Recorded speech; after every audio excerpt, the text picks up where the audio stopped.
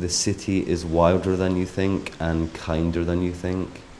It is a valley and you are a horse in it. It is a house and you are a child in it, safe and warm here in the fire of each other.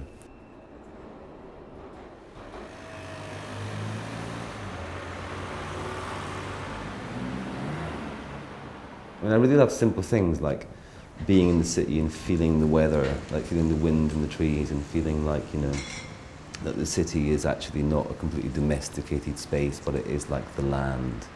The idea of like feeling the earth underneath your feet in the city and therefore it being wilder than you think and remaining in some way a wild place. And then I love the idea of the city being like, you know, a warm, safe place.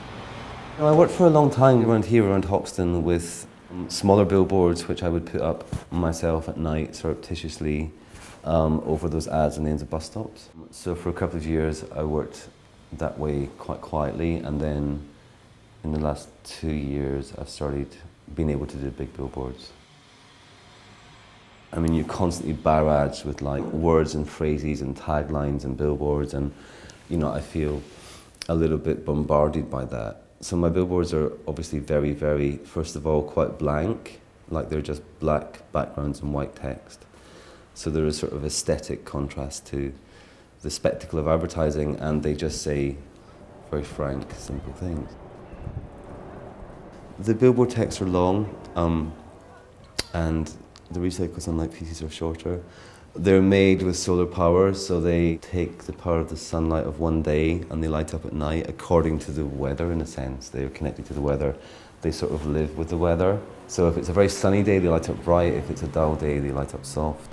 We take any opportunity we can to make billboards because, in a sense, that's the most important part of the work that just reaches ordinary people. Obviously, they come from a conceptual art tradition, but I'm very conscious that I write them so that they can be understood and read without having that art historical knowledge.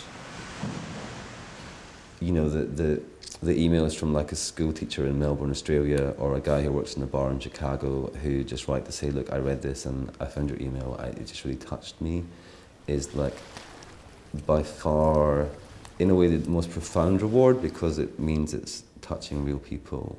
And it really works out there in the world and not just in this sort of like microcosm of art, which matters to me quite a lot.